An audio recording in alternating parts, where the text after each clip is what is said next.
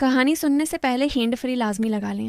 السلام علیکم ناظرین، میرا نام سائرہ ہے، میری عمر 16 سال ہے۔ میں نے میٹرک کے پیپر دیے تھے، اس کے بعد میں فری ہو گئی تھی۔ میری فیملی میں ٹوٹل 5 افراد ہیں، میرے 2 بھائی، میں اور امی ابو۔ ابو تھوڑا بیمار رہتے تھے، اس لیے ابو کام پر نہیں جاتے تھے۔ امی بھی ابو کا خیال رکھتی تھیں۔ میرے دونوں بھائی کام پر جاتے تھے۔ ایک بھائی آٹو الیکٹریشین کا کام سیکھ رہا تھا اور دوسرے بھائی کا کباڑ کا کام تھا۔ میرے دونوں بھائی اچھا کماتے تھے، اس لیے ابو کو کام کرنے کی ضرورت بھی نہیں تھی، اور ابو کی عمر تقریباً 60 سال کے قریب ہو گئی تھی، اس لیے ڈاکٹر نے ابو کو ریسٹ کرنے کا کہا تھا۔ ہماری رہائش ساہیوال کی ہے۔ میٹرک کے پیپر دینے کے بعد میں اکثر گھر میں بور ہوتی رہتی تھی، اس لیے میں نے امی کو کہا تھا کہ مجھے خالو کے پاس چھوڑ آئیں۔ میرے خالو سرگودھا میں رہتے تھے۔ میرے ابو کی 2 بہنیں تھیں، ایک بہن لاہور میں رہتی تھی اور ایک بہن سرگودھا میں رہتی تھی۔ میری خالہ میرے سے بہت پیار کرتی تھیں اور خالو بھی میرا بہت خیال رکھتے تھے۔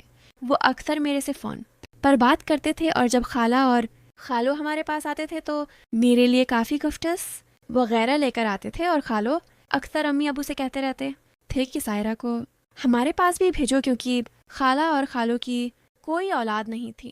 ان کی شادی کو 10 سال ہو گئے تھے اور وہ بچوں کو بہت پسند کرتے تھے۔ خالو کا اپنا کھانے پینے کا ہوٹل تھا اور خالو وہاں سے اچھا کماتے تھے، لیکن ان کو اولاد کی کمی تھی، اس لیے خالو بچوں سے بہت پیار کرتے تھے۔ خالو کی عمر تقریباً 30 سال تھی اور خالہ کی عمر تقریباً 27 سال تھی۔ خالہ دکھنے میں کافی خوبصورت تھیں اور خالو کا بھی کوئی جواب نہیں تھا۔ خالو بھی بہت ہینڈسم اور خوبصورت نوجوان تھے۔ میں نے امی ابو سے رٹ لگا لی تھی کہ مجھے اب خالو اور خالہ کے گھر جانا ہے۔ پھر ایک دن ابو نے امی کو کہا کہ تم سائرہ کو اس کی خالہ کے گھر چھوڑاؤ، کیونکہ اسے اب چھڑیاں ہیں اور وہ تھوڑے دن ان کے پاس رہ کر واپس آ جائے گی۔ میری خوشی کی کوئی انتہا نہ تھی، کیونکہ میں پہلی دفعہ خالہ اور خالو کے پاس جا رہی تھی۔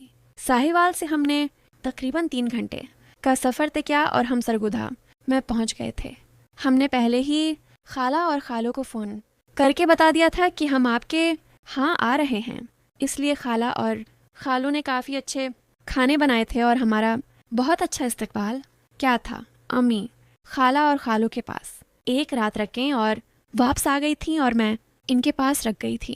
شام کے وقت خالو ہمیں بازار لے کر گئے اور وہاں سے گفٹ اور کھانے وغیرہ کھائے اور آئس کریم وغیرہ کھا کر واپس آ گئے تھے۔ خالہ اور خالو کا کمرہ الگ تھا اور میرا کمرہ الگ تھا۔ خالہ کے سو جانے کے بعد خالو میرے کمرے میں آئے اور میرے ساتھ بیٹھ کر چائے پینے لگے۔ خالو کی باتیں مجھے مدہوش کرنے لگی تھیں، کیونکہ خالو بہت ہی اچھے انسان تھے اور میں ان پر دل ہار بیٹھی تھی۔ اب خالہ سے چوری میں خالو کے ساتھ مستی مذاق کرنے لگی تھی۔ خالو بھی میرے ساتھ کافی دیر تک بیٹھے رہتے تھے۔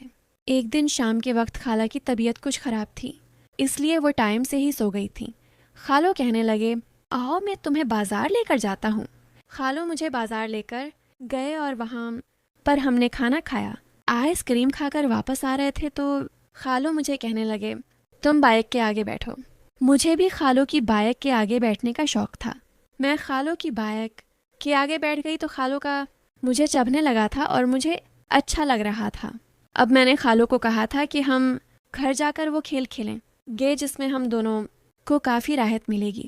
خالو بھی میری بات مان گئے تھے اور خوش ہو گئے تھے۔